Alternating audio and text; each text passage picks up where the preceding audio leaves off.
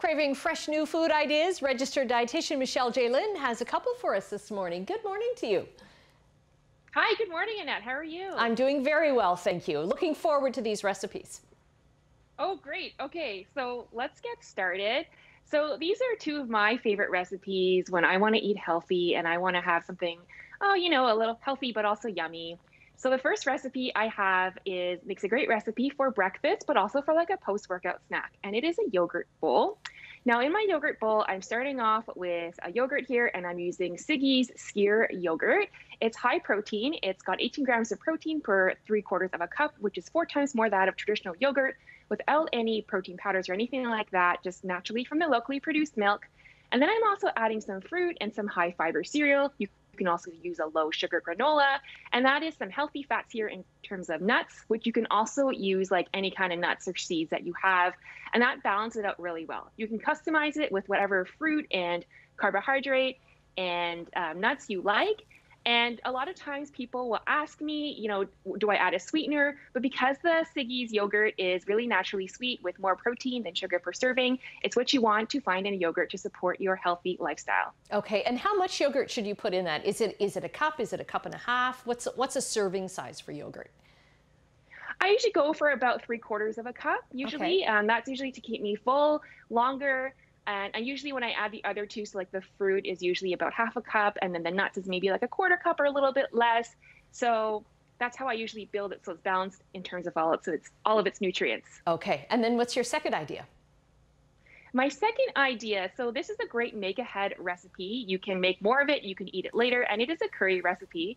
So the interesting thing about curry is that there isn't actually like an Indian or South Asian dish called curry.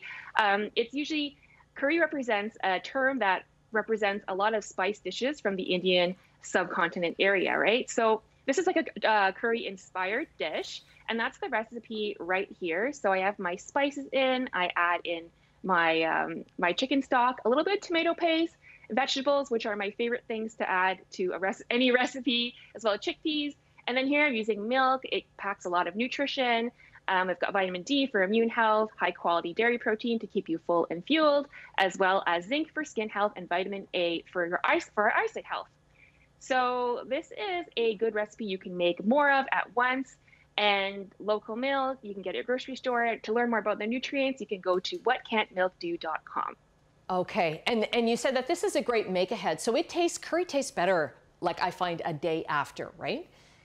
I totally agree. I find just like stews and so many things that you can make so much of it, and then you can put it away, you can freeze it, and then you give yourself less work if you do more cooking at once. But then the next day, maybe you can eat it again, but then you don't need to cook again. So it's a great way, because I know a lot of people are cooking a lot at this time of year and it can get kind of exhausting. But if we batch cook like that, then it reduces the labor on ourselves. Right. And would you cook it, if you're going to batch cook that one, would you add the greens maybe later on, like when you reheat it up again?